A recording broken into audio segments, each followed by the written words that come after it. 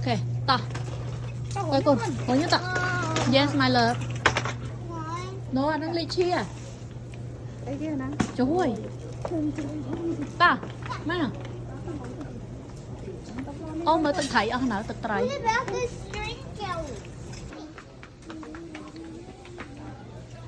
Đang mẹ bay rồi á con. Ta, má nào. Ta, đào bên này. Giờ bị kêu nâng mau cứ tha. Ta con ta. Ta vô cái tiết. Nè, mà what they make from? Thailand. Make in Taiwan. yes. Taiwan. Mommy, take it back from. Tôi. Á. Nè. Bông ngoan cồn, bông tia cô nè, bông luôn. Chi đây? Nè bông tia cô nè.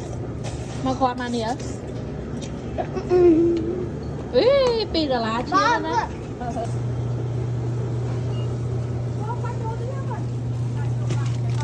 Bà lại. Tôi cho bà lại con, tôi vô bà lại. Tôi vô bà lại, tôi mới tin bà lại. Má cho ngam chuột spray vậy. Đó thôi.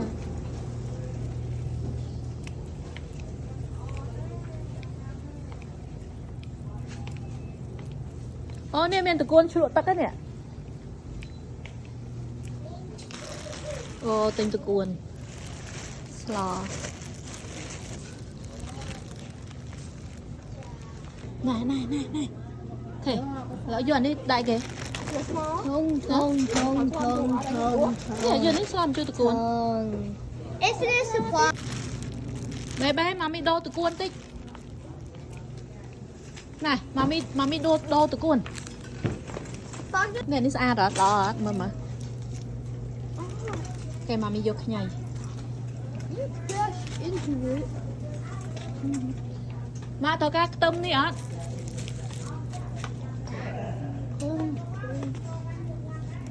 Đi kìa. What is this, Mom? Onion. Paper? No. Sao bỏ đi hả? Can I Đi rip vô it? không tôm cà hôm nè. Can I rip these? I say Nói want ra thảo to. ca tiết ha. Tên cái tiết. Hả? Yeah. Mà mình nông bánh khăn nhé. Rồi mạ sẽ đẩy đấy mạ vô hết. Đã đi cho ngam bánh khăn. Mà nó bắt cây ở hai con. Rồi mà nè nông cây bà em kìa. Ở bên bánh khăn con nè. Cái là nông con. Miền ta nông con. Ok. Xoài, vô xoài muối. Mà xoài nó thấy lớn hơn muối nó sát. Make sure it's fresh. Can you Is this pick one? red? Can you know how to pick? I know. Yeah, check it. Okay, bóng rồi, pick one. I'll The try. good one. Mẹ mình tờ lên. What's a good one? Hmm? I think this is a good one, right? Mở, let mommy see. Look, it has something like this. It's not good. Oh yeah. Okay. So that is maybe- it rotten? Yeah, maybe. Let me check. This one, see? No, not good. Oh, this one, see?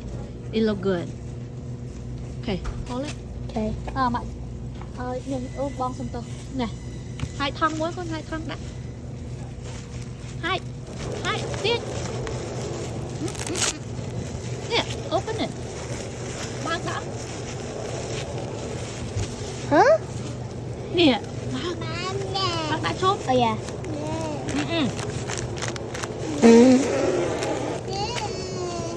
Rồi, đã chốt rồi, tay con. Đã chốt rồi, tay. Ôi, bằng rồi. Tao. Bằng rồi thôi, tay mau. Ô, mình xả màu tiệt chăm vô xả màu mặt thằng. Này. Tập bản năng này ăn bên tay như tiết đấy.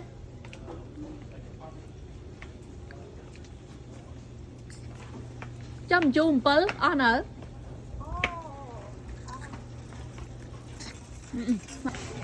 Nè, mơ bên. Thanh mơ bớt.